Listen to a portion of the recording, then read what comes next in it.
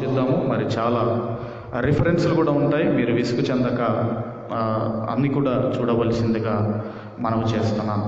ఈరోజు మనము ఆలోచన చేయగలిగితే, ఈరోజు మరి మన సహోదరులు, మరి ముస్లిం సహోదరులు బక్రీద్ పండుగ అనేది మరి జరుపుకోవటం అనేది మనం చూస్తున్నాము. ఈ బక్రీద్ పండుగ అనేది ఎవరు జరుపుకుంటారు అన్నప్పుడు ముస్లిం సహోదరులు బక్రీద్ పండుగ అనేది జరుపుకుంటారు. ఎందుకు బక్రీద్ పండుగ అనేది జరుపుకుంటారు అమ్మ? దానికి ఏమైనా కారణం ఏమైనా ఉందా? అబ్రహాము గారు అని మన బైబిల్లో ఉంది. అయితే వాళ్ళ గ్రంథంలో అబ్రహాము గారు ఇష్మాయేలును మోరియా పర్వతం మీదకి తీసుకొని వెళ్ళాడు.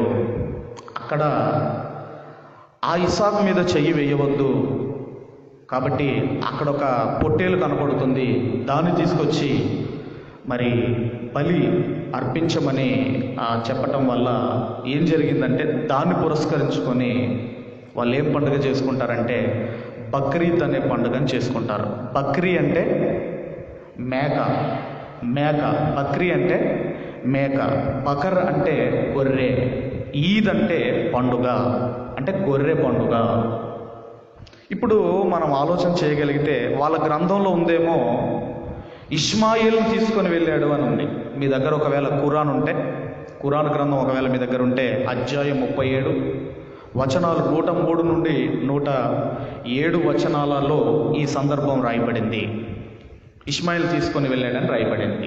కాబట్టి మనం ఆలోచన చేయగలిగితే వాళ్ళు నమ్మేది ఏంటంటే చిట్ట చివరి ప్రవక్త మహమ్మద్ అని వాళ్ళు నమ్ముతారు. ఈ మహమ్మదును ఫాలో అయ్యే వాళ్ళందరూ కూడా మహమ్మదీయులు లేదంటే అహ్మదీయులు అని మరి పిలవటం అనేది మనం చూస్తున్నాం. వాళ్ళ పేర్లు కూడా మీరు చూడగలిగితే, ఇప్పుడు మనం అబ్రహాము అంటాం, వాళ్ళు ఏమంటారంటే ఇబ్రహీం అంటారు. మనమేమో మోషే అంటాం, వాళ్ళేమో మూసా అంటారు. మనమేమో యేసు అంటాం, వాళ్ళేమో ఈసా అంటారు, అస్సలాం అంటారు. మనమేమో అహరోను అంటాం, వాళ్ళేమో ఆరున్ అంటారు వాళ్ళు. మనమేమో మిరియాం అంటాం, మనము మిరియాం అంటాం కదా, వాళ్ళు ఏమో మరియమ్మను మిరియాం అంటారు, వాళ్ళు మరియమ్మను మిరియాం అంటారు వాళ్ళు. మనమేమంటాం? మిరియామని ఎవరినంటాం? మనం ఎవరినంటాం? మోషే గారి అక్కను, అహరోను గారి అక్కను ఏమంటాం? మనం మిరియాం అంటాం. వాళ్ళ గ్రంథంలో మరియమ్మను మిరియాం అంటారు. అయితే మనం ఆలోచన చేయగలిగితే వాళ్ళేమో ఇష్మాయేల్ని తీసుకొని వెళ్ళారని వాళ్ళు అంటున్నారు. మనం ఏమంటున్నామంటే కాదు, ఇస్సాకును తీసుకొని వెళ్ళాడు అని మనం అంటున్నాము. ఇంతకీ వాళ్ళు ఎలా ఇష్మాయేల్ను తీసుకొని వెళ్ళారో మన గ్రంథం నుండే ఒక వ్యక్తి చెప్పాడు. ఇప్పుడు అతను మోటివేషనల్ స్పీచెస్ చెప్తూ ఇప్పుడు తిరుగుతున్నాడు. కానీ ఇప్పుడు మనం ఆలోచన చేయగలిగితే, ఎందుకయ్యా మరి బైబిల్ గ్రంథంలో ఇస్సాకును తీసుకొని వెళ్ళాడు అని ఉంది కదా, మీరేంది ఇస్మాయిల్ అంటున్నారని ఒకవేళ మనం అడిగితే వాళ్ళు ఏమంటారంటే, ఆ గ్రంథంలో ఇస్మాయిలుకు చాలా అన్యాయం జరిగింది అంటారు వాళ్ళు. ఎందుకంటే అఫీషియల్గా చట్టబద్ధంగా జరిగిన పెళ్ళి ఎవరిదంటే ఆగర్ది, అబ్రహాము గారిదే చట్టబద్ధంగా జరిగింది. శారది అబ్రహాము గారిది కాదు. ఎందుకంటే అబ్రహాము గారికి శారమ్మ గారు చెల్లెలవుతుంది కాబట్టి ఆ మ్యారేజ్ చెల్లదు.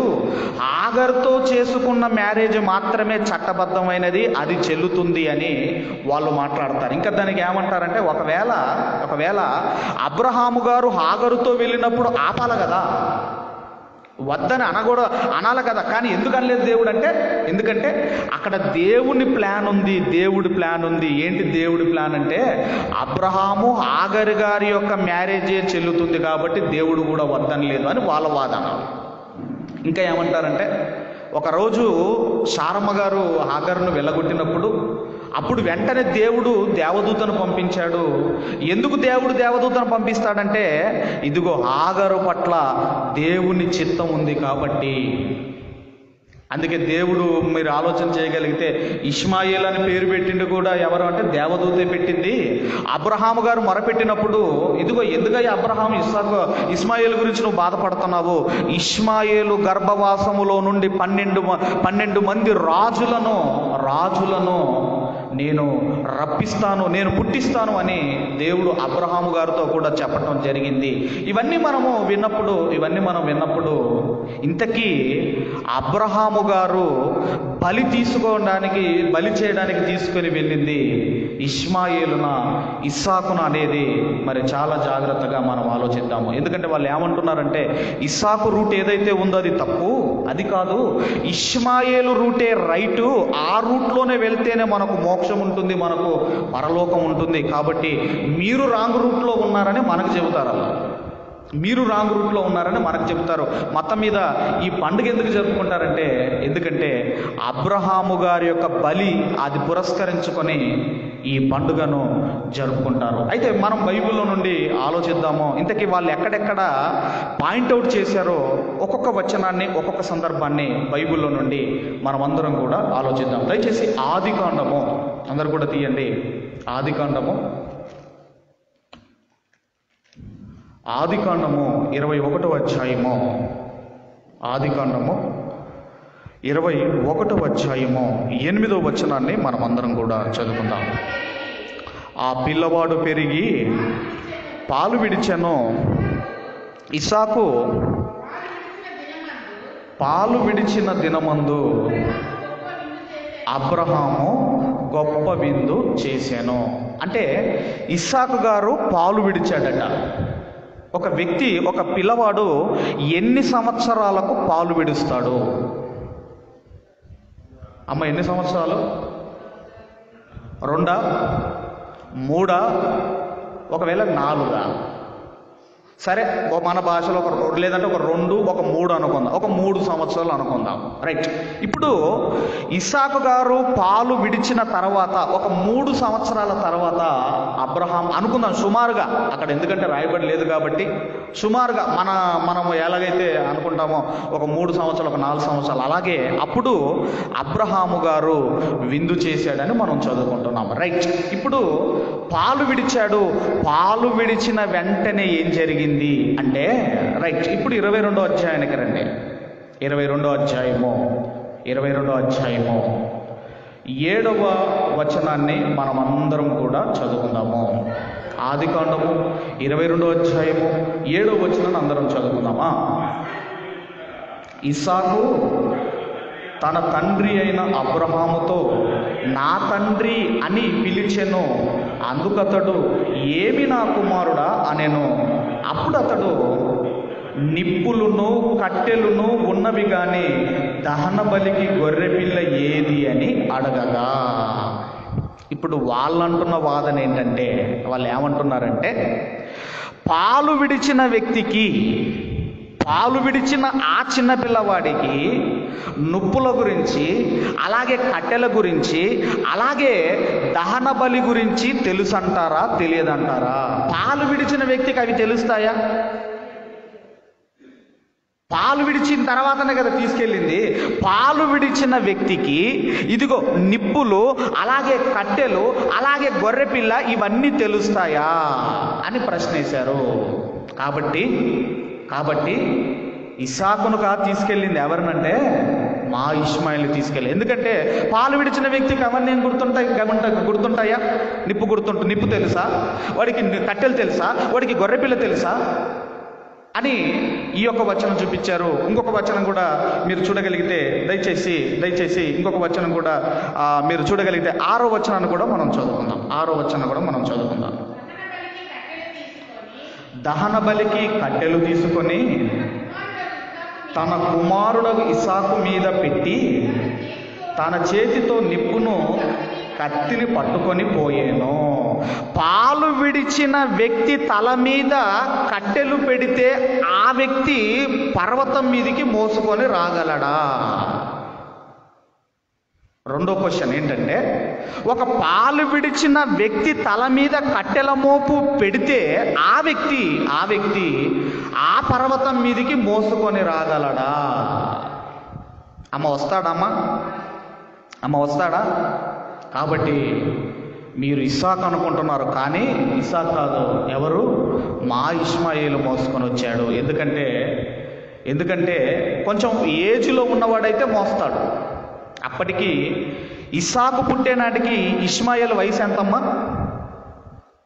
ఇస్సాకు పుట్టేనాటికి ఇష్మాయేలు వయసు ఎంతంటే ఇస్సాకుకు ఇష్మాయేలుకు మధ్య ఏజ్ డిఫరెన్స్ ఎంతంటే 14 సంవత్సరాలు. 86 సంవత్సరాలప్పుడు ఇస్మాయేలు పుట్టాడు, 100 సంవత్సరాలప్పుడు ఇస్సాకు పుట్టాడు. ఒకవేళ మీరు రిఫరెన్స్ రాసుకుంటే తర్వాత రాసుకోండి, 16 ఆదికాండం 16:16లో ఉంటుంది. అలాగే ఇస్సాకుది ఆదికాండం 21:5వ అధ్యాయంలో ఉంటుంది. అంటే వీళ్ళిద్దరికి ఏజ్ డిఫరెన్స్ ఎంత అన్నప్పుడు 14 సంవత్సరాలు. ఒక పాలు విడిచిన వ్యక్తి కట్టెల మోపు తల మీద పెట్టుకొని పర్వతం మీదికి మోసుకొని రాగలడా? రాలేడు. కాబట్టి ఇస్సాకు కాదు, ఎవరంటే ఇష్మాయేలే మోసుకొని వచ్చాడు. కానీ మీరు అలా రాసుకున్నారంతే, మీ గ్రంథంలో మీరు రాసుకున్నారంతే, రైట్. ఇక 3వ పాయింట్ మీరు చూడగలిగితే అదే ఆదికాండము 22వ అధ్యాయము 1వ వచనాన్ని మనం అందరం కూడా చదువుకున్నాము. ఆ సంగతులు జరిగిన తర్వాత దేవుడు అబ్రహామును పరిశోధించెను. ఎట్లనగా అబ్రహామా అని పిలువగా చిత్తం ప్రభు అనేను. అప్పుడు ఆయన, నీకు ఒక్కడయ్యున్న నీ కుమారుణ్ణి అనగా నీవు ప్రేమించు ఇస్సాకును తీసుకొని మోరియా దేశమునకు వెళ్ళి అక్కడ నేను నీతో చెప్పబోవు పర్వతములో ఒకదాని మీద దహన బలిగా అతన్ని అర్పించమని చెప్పాను. ఇక్కడ ఏమంటున్నాడంటే, నీకు ఒక్కడయ్యున్న నీ కుమారుణ్ణి అంటే అప్పటికి ఇస్సాకు పుట్టలేదు. ఒకవేళ ఇస్సాకు పుట్టలేదు కనుకనే అక్కడ మీరేం రాసుకున్నారంటే అనగా అని మీరు రాసుకున్నారు అని వాళ్ళు అంటున్నారు. అనగా అప్పటికి ఇంకా ఇస్సాకు, అసలు ఈ వచనం అనేది ముందు అధ్యాయంలో ఉండాలి. మీరు అక్కడ సెట్ చేసుకున్నారు. అనగా అని ఎందుకంటారు చెప్పండి? నీకు ఒక్కడై ఉన్న కుమారుడు అంటే అప్పటికి ఇంకా ఇస్సాకు పుట్టలేదు. కాబట్టి ఆ ఒక్కడై ఉన్న కుమారుడు ఎవరంటే ఇదిగో ఇష్మాయేలు. నీకు ఒక్కడై ఉన్న కుమారుడు. లేదంటే అనగా అని ఎందుకు రాస్తారండి? ఎందుకు రాస్తారండి అని వాళ్ళు అడుగుతున్నారు. ఇంతకీ అనగా అన్న పదాన్ని ఎప్పుడు ఉపయోగిస్తారు అన్నప్పుడు ఒక సందర్భం చెప్పేటప్పుడు మనకు అర్థం కావడానికి, క్లారిటీ కొరకు, స్పష్టత కొరకు అనగా అన్న పదాన్ని ఉపయోగిస్తారు. ఇప్పుడు దీన్ని కూడా వాళ్ళు ఏం చేసుకున్నారంటే అనగా అని ఎందుకు అంటారంటే, అనగా అంటే ఏంటి? నీకు ఒక్కడై ఉన్న కుమారుడు అంటే ఇష్మాయేలు, కానీ మీరు అనగా అని చెప్పి అక్కడ ఇస్సాకుని రాసుకున్నారు. ఇంతకీ అనగా అక్కడే ఉంది అంటున్నారు. ఇంతకీ అనగా అనే పదాన్ని స్పష్టత కొరకు లేదంటే క్లారిటీ కొరకు వాడతారు. కొన్ని సందర్భాలు మీరు చూడగలిగితే ఒకసారి మార్క్స్ వార్తలో చూడండి అనగా అనేది ఎప్పుడెప్పుడు ఉపయోగించాడో. మార్క్స్ వార్త 7వ అధ్యాయము 20-21 చూడండి ఒకసారి. మార్క్స్ వార్త 7వ అధ్యాయము 20-21 వచనాలు దయచేసి చదువుకుందాము. మనుషుని లోపల నుండి బయలు వెళ్ళునది మనుషుని అపవిత్రపరచును, లోపల నుండి అనగా లోపల నుండి అనగానే గుండె, ఆ తర్వాత కిడ్నీలు, లివర్లు ఇవి అనుకుంటారని అనగా అని ఏం చెబుతున్నాడంటే మనుషుల హృదయములో నుండి. అనగా అంటే మీరు అవయవాలు అనుకుంటారేమో అని యేసుక్రీస్తు వారు క్లారిటీ ఇస్తున్నారు. అనగా అంటే మనుషుని హృదయములో నుండి. అంటే ఒక సందర్భము క్లారిటీగా చెప్పడానికి అనగా అనే పదాన్ని ఉపయోగిస్తారు. ఇంకోటి కూడా ఉపయోగించారు, మనం చూడగలిగితే కొలసి పత్రిక 3వ అధ్యాయము 5వ వచనాన్ని మనం చదువుకుందాము. కొలసి పత్రిక 3వ అధ్యాయము 5వ వచనాన్ని మనం అందరం కూడా చదువుకుందాం. అక్కడ కూడా ఏమని ఉందంటే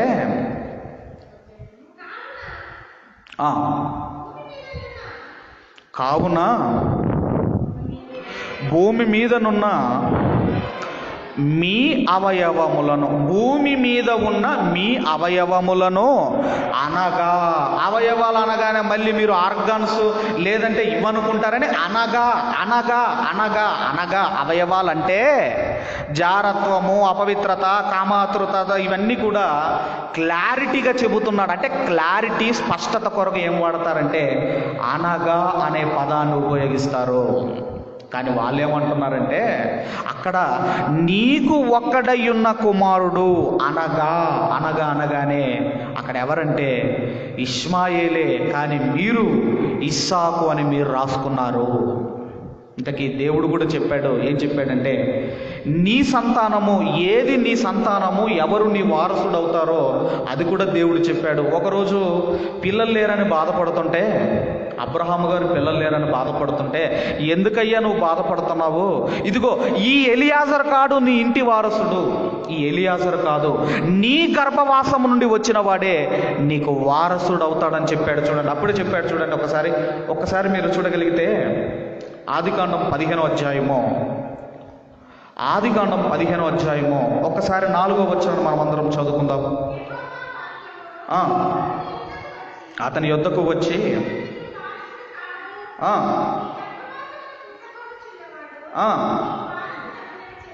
చాలండి. ఇక్కడ మనం చూడగలిగితే ఈ ఎలియాజరు కాదయ్యా నీ వారసుడు, నీ వారసుడు ఎవరంటే నీ గర్భవాసంలో నుండే వస్తాడు, నీ గర్భవాసంలో నుండే వస్తాడు.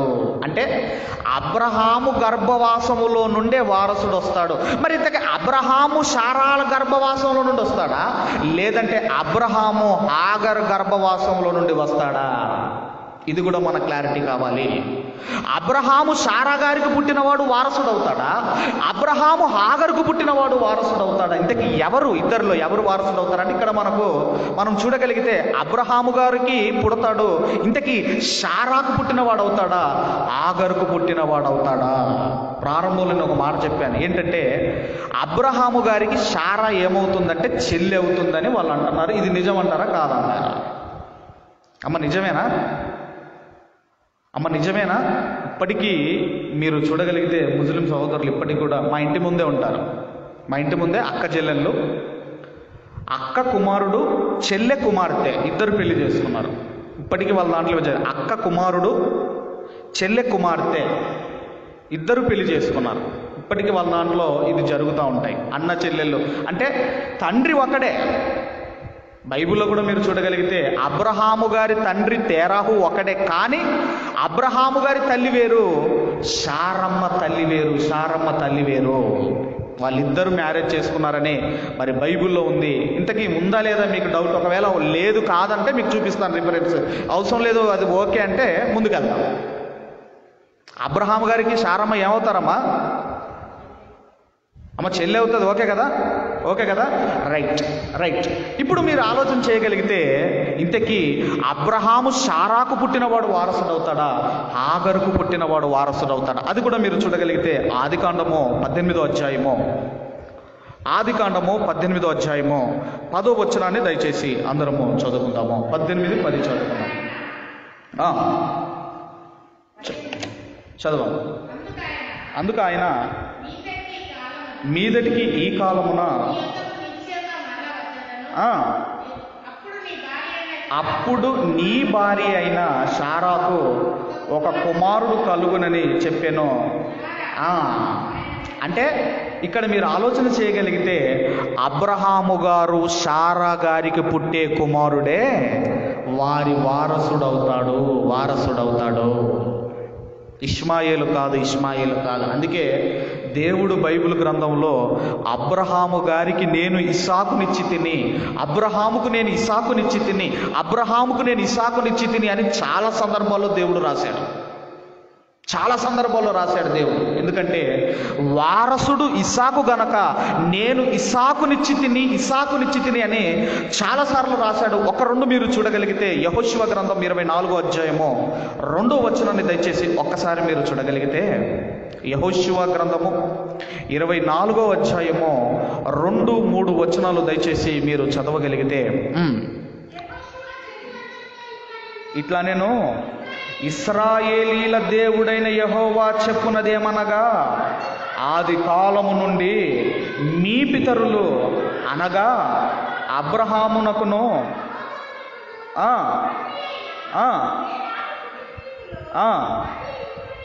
నది యూపరటిస్ అద్దరిన నివసించి ఇతర దేవతలను పూజించిరి. అంటే ఈ అబ్రహాము సంతానం వీళ్ళు కూడా ఒకప్పుడు విగ్రహ ఆరాధికులే.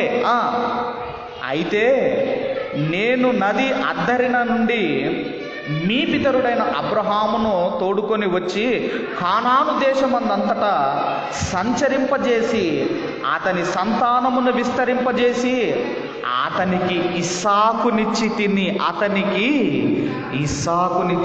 అంటున్నాడు. ఇస్సాకునిచ్చి తిని ఇలా చాలాసార్లు రాయబడ్డాయి. నేను అబ్రహాముకి ఇస్సాకునిచ్చాను.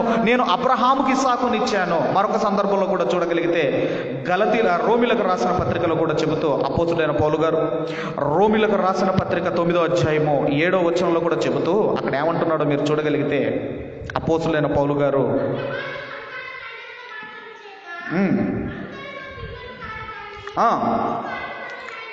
ఇస్సాకు వలనైనది నీ సంతానమనబడును.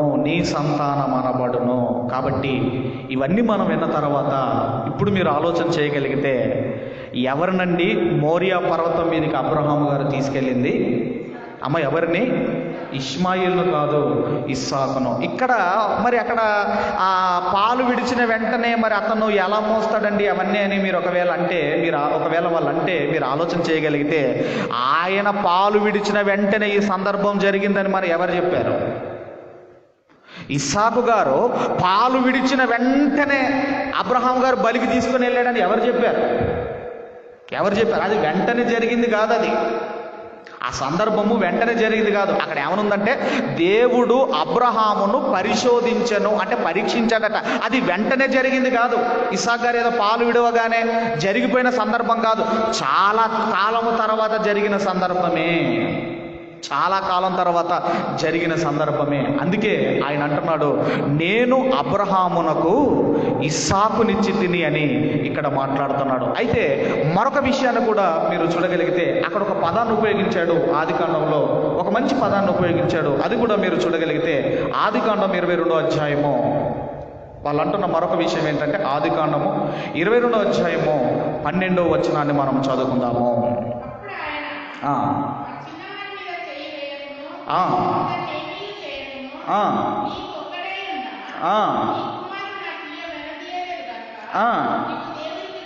భయపడువాడవని ఇందువలన నాకు చూడండి ఎంత క్లియర్గా చెప్పాడని వాళ్ళు ఏమంటున్నారంటే ఈ చిన్నవాణిని మీద చెయ్యి వెయ్యకుము. ఇంతకి చిన్నవాడంటే ఎవరంటే ఇస్సాకు కాదు, ఇస్మాయిల్ అని మళ్ళీ అంటున్నారు. మళ్ళీ వాళ్ళు ఏమంటారంటే చిన్నవాడంటే ఇప్పుడు ఇవన్నీ మనం చెప్పామనుకోండి, కట్టెల మోపు ఇవన్నీ మనం చెప్పుకుంటూ వచ్చినా మళ్ళీ ఇక్కడ ఏమంటారంటే ఇది తీసుకుంటారు. ఈ చిన్నవాడి మీద చెయ్యి వేయకము. ఇంతకీ బైబిల్లో చిన్నవాడని ఎవరినన్నాడు తెలుసా మీకు? బైబిల్ ఎవరినన్నాడని మళ్ళీ మనకే చూపిస్తారు.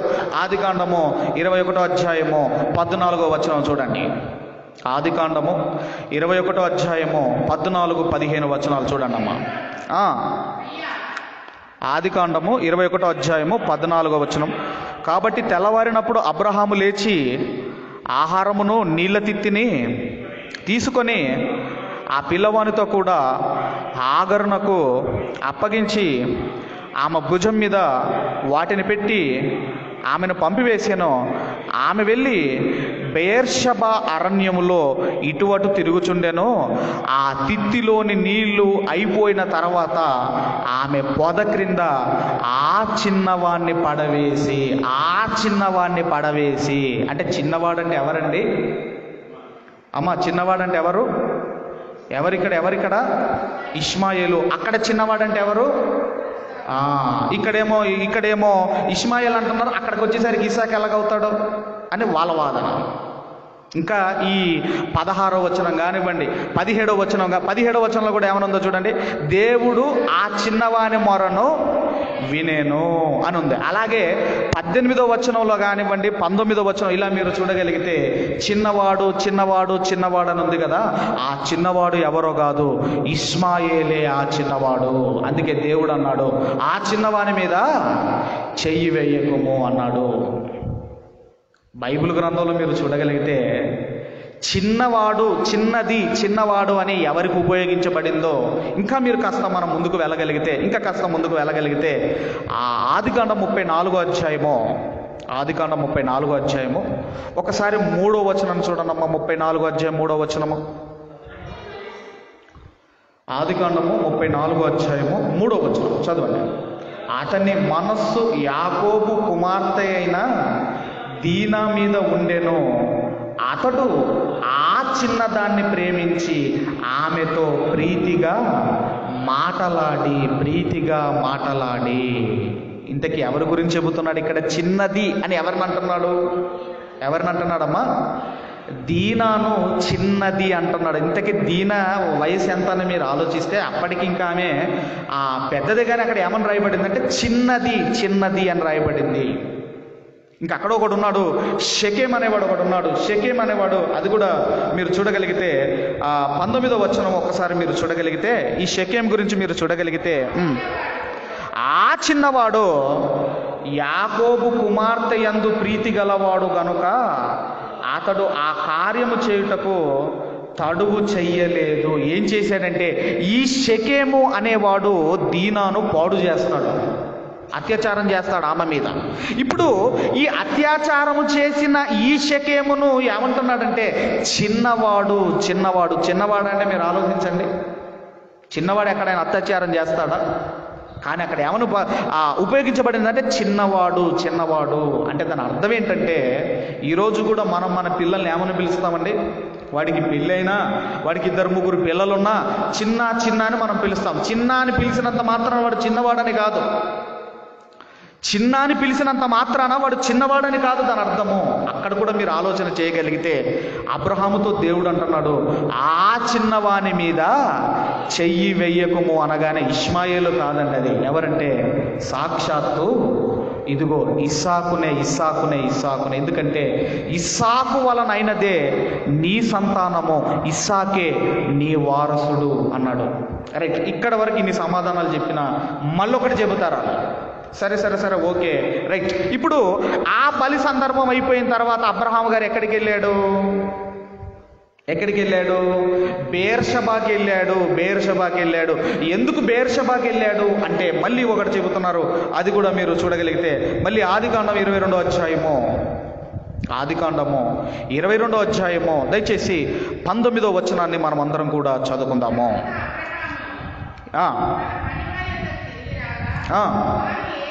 వారు లేచి అందరినూ కలిసి బేర్షబాకు వెళ్ళిరి. అబ్రహాం బేర్షబాలో నివసించెను. మళ్ళీ ఏమంటున్నారంటే అసలు అబ్రహాము గారు బలి అయిపోయిన తర్వాత బేర్షబాకు ఎందుకు వెళ్ళాడంటే ఆ బేర్షబాలో హాగరు ఉంది కాబట్టి హాగరు దగ్గరికి వెళ్ళాడు అని మళ్ళీ చెబుతారు. ఎందుకంటే హాగర్ అంటే అబ్రహాము గారికి చాలా ఇష్టం. ఆమంటే చాలా ఇష్టం గనక బలైపోగానే ఎక్కడికి వెళ్ళిపోయాడంటే బేర్షబాకు వెళ్ళాడు. ఇంతకుముందు మనం 21వ అధ్యాయంలో మనం చదువుకున్నాం కదమ్మా, అక్కడ నుంచి వెళ్ళగొడతాడు కదా. వెళ్ళగొట్టిన తర్వాత బేర్షబా అరణ్యంలోనికి పంపించేస్తాడు. ఇప్పుడు అబ్రహాం గారు ఎక్కడికి వెళ్ళాడంటే బేర్షబాకు వెళ్ళాడు. ఇప్పుడు మీరు ఆలోచించండి, బేర్షబా అరణ్యానికి తేడా ఉందా లేదా? ఉందా లేదా? వరంగల్లో జూ పార్క్ ఉందండి అంటాం మనం. ఇప్పుడు వరంగల్ అంటే వరంగల్ ప్రాంతం మొత్తం జూ పార్క్ ఉందని కాదు. అంటే వరంగల్లో ఒక ప్లేస్లో జూ పార్క్ ఉందని అర్థం. అలాగే బేర్షబా అనే ఒక ప్రాంతములో, ఆ ప్రాంతములో అరణ్యం ఉంది, ఆ అరణ్యానికి పంపించేశాడు. అంతేగాని హాగర్ అంటే ఇష్టమని కాదు. ఒకవేళ హాగర్ అంటే ఇష్టం అనుకుంటే, అబ్రహాము గారికి హాగర్ అంటే ఇష్టం అనుకుంటే, శారమ్మ గారు చనిపోయారు. శారమ్మ గారు చనిపోయిన తర్వాత హాగర్ దగ్గరికి వెళ్ళాలి కదండి. మరి ఈయన ఎక్కడికి వెళ్ళాడో మీరు చూడగలిగితే అదే ఆదికాండం 25వ అధ్యాయము దయచేసి మొదటి వచనాన్ని మనం అందరం కూడా చదువుకుందాం.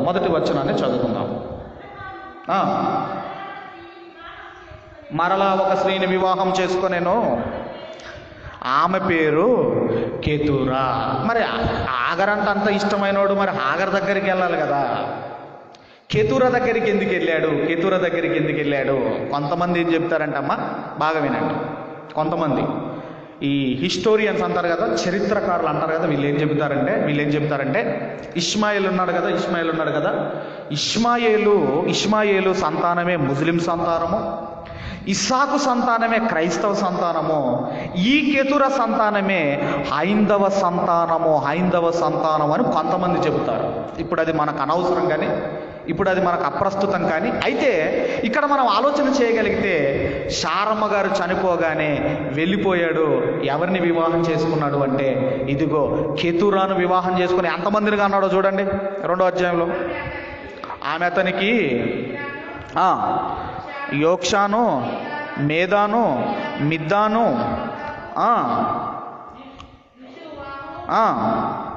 అంటే ఎంతమంది అమ్మా? 1 జిమ్రాను, యోక్షాను, ఇవన్నీ మీరు చూడగలిగితే కేతురాకు మళ్ళీ 6 కుమారులను కన్నాడు. ఎందుకంటే అబ్రహాము గారికి ఐగుప్తీలంటే ఇష్టం ఉండదు.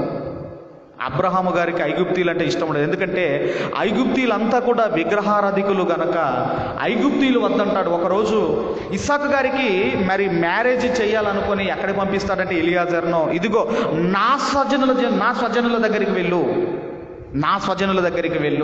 అక్కడ నుండి అమ్మాయిని తీసుకొని రమ్మని ఎలియాజర్ను పంపిస్తాడు. ఎందుకంటే ఐగుప్తీలంటే అబ్రహాము గారికి ఇష్టము లేదు. కానీ ఆగరేం చేసిందని మీరు ఆలోచిస్తే ఇష్మాయేలుకు ఐగుప్తు స్త్రీని ఒక దాన్ని తీసుకొని వచ్చి ఏం చేసిందంటే వివాహం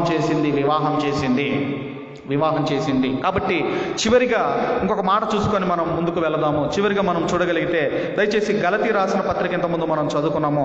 గలతీలకు రాసిన పత్రిక 3వ అధ్యాయము 16వ వచనాన్ని మరొకసారి మనం అందరం కూడా చదువుకుందాము.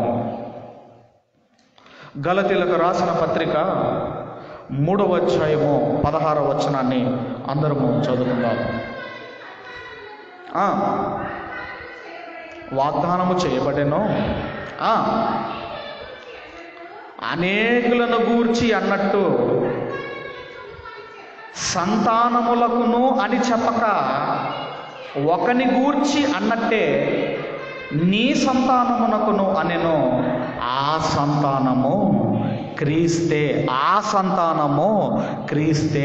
ఎవరిదా సంతానము అంటే మొహమ్మద్ కాదు, ఆ సంతానము యేసుక్రీస్తు వారిది.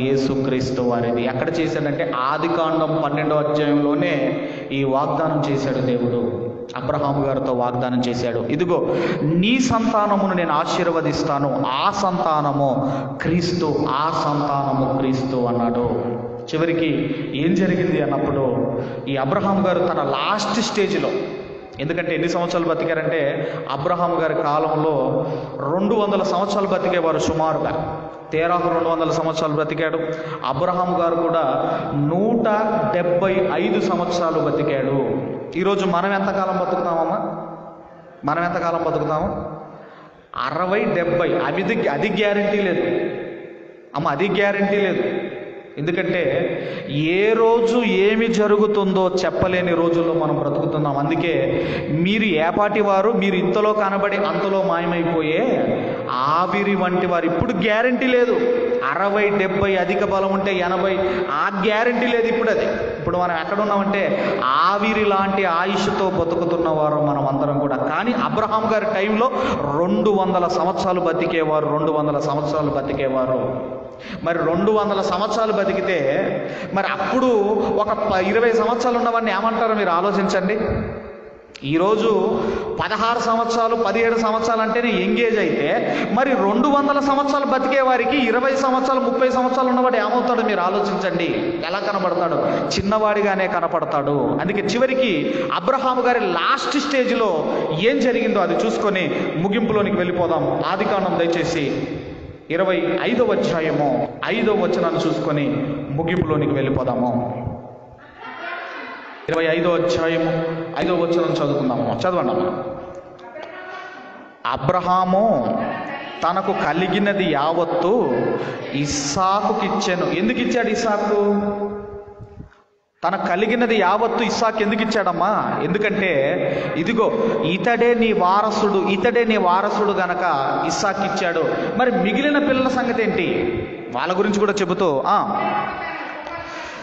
అబ్రహాము తన ఉపపత్నుల కుమారులకు బహుమానములిచ్చి తాను సజీవుడై ఉండగానే తన కుమారుడగు ఇస్సాకు నొద్ద నుండి తూర్పు తట్టుగా ఆ తూర్పు దేశమునకు వారిని పంపివేశాను. ఇస్సాకుకు న్యాయం చేశాడు. అలాగని ఉపపత్నులు ఉన్నారు కదా, హాగరు కుమారుడు కానివ్వండి, లేదంటే కెతురా కుమారులు కానివ్వండి, వాళ్ళకు కూడా ఏం చేశాడంటే తన ఆస్తిలో భాగం ఇచ్చాడు. అన్యాయం చేయలేదు. కాబట్టి ఈ సందర్భాలన్నీ చదివిన తర్వాత మనకేం క్లారిటీ రావాలి అంటే, మనం ఆలోచన చేయగలిగితే అబ్రహాము గారు బలికి తీసుకొని వెళ్ళింది ఎవరినండి?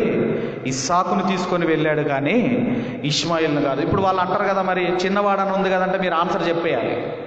ఆ చిన్నవాని మీద కట్టెల మోపు పెడితే వాడు మోస్తాడంటే అది వెంటనే జరిగింది కాదు. పాలు విడిచిన వెంటనే జరిగిన సందర్భం కాదు అది. కాబట్టి ఒకవేళ పండుగ గిండుగ జరుపుకోవాలంటే మనం జరుపుకోవాలి. బక్రీద్ అనేది మనం జరుపుకోవాలి, కానీ వాళ్ళు జరుపుకుంటున్నారు. ఏది ఏమైనా అబ్రహాము గారు బలికి తీసుకొని వెళ్ళింది ఇస్సాకు గారిని. చివరిగా కన్క్లూజన్ ఏంటంటే, ఇంతకీ బలి ఇచ్చాడా ఇవ్వలేదా? ఇస్సాకును బలి ఇచ్చాడా ఇవ్వలేదా అమ్మా? ఇస్సాకును బలి ఇచ్చాడా ఇవ్వలేదా? చివరికి చెప్పండి నాకు కన్క్లూజన్ ఫైనల్గా. అమ్మా, ఇస్సాకును బలిచ్చాడా, పొట్టేళ్ళను బలిచ్చాడా? అయితే బైబిల్లో ఏమని రాయబడిందో, హెబ్రీలకు రాసిన పత్రిక, అపోస్తులైన పౌలు గారు హెబ్రీలకు రాసిన పత్రిక 11వ అధ్యాయము 17-19 వచనాలు కలిసి ఉంటాయి, చదువుకుందాం. హెబ్రీలకు రాసిన పత్రిక 11వ అధ్యాయము 17-19 వచనాలు కలిసి ఉంటాయి, చదువుకుందాము. అక్కడ విశ్వాసమును బట్టి ఇస్సాకును బలిగా అర్పించాను. అమ్మ, నా బైబిల్లో అయితే ఉంది, మీ బైబిల్లో ఉందా? బలిగా అర్పించాడని ఉందా? అంటే దాని అర్థం ఏంటంటే, ఎప్పుడైతే దేవుడు తీసుకొని వెళ్ళమన్నాడో ఆయన తీసుకొని వెళ్ళి చంపడానికి కూడా వెనకాడలేదు. కాబట్టి దాని అర్థం ఏంటంటే, ఇక అబ్రాహాము నువ్వు బలిచ్చినట్టే, ఇంకా వెళ్ళిపో, నువ్వు బలిచ్చినట్టే ఇంకా అని దాని అర్థం. అందుకే ఇక్కడ ఏమని రాయబడిందంటే, ఇస్సాకును బలిగా ఇచ్చాడు అని రాయబడింది. ఎందుకంటే ఇవ్వబోయాడు, దేవదూతే ఆపింది, మనందరికీ తెలుసు. అబ్రహాము ఆ చిన్నవాని మీద చెయ్యి వేయకమని దేవదూతే ఆపింది. కాబట్టి అబ్రహాము గారు బలిచ్చినట్టే, ఇక్కడ కూడా రాయబడింది కదండి, ఇస్సాకు వలనైనది నీ సంతానం అనబడును అని ఎవనితో చెప్పబడెనో. కాబట్టి మనం ఆలోచిస్తే అబ్రహాము గారు బలికి తీసుకొని వెళ్ళింది ఇస్సాకును, ఇష్మాయేలును కాదు. కాబట్టి దేవుడి మాటలు మన హృదయములో ఫలింపజేయును గాక. ఆమేన్. దయచేసి మరి ఈ వాక్కులు మనలో ఫలించినట్లు మన మధ్యలో ఉన్న శ్రీమతి కె ఎలిజబెత్ డేవిడ్ రాజమ్మ గారు ముందుకు విచ్చేసి ప్రార్థన చేయవలసిందిగా ప్రేమతో అమ్మను ముందుకు ఆహ్వానిస్తున్నాను.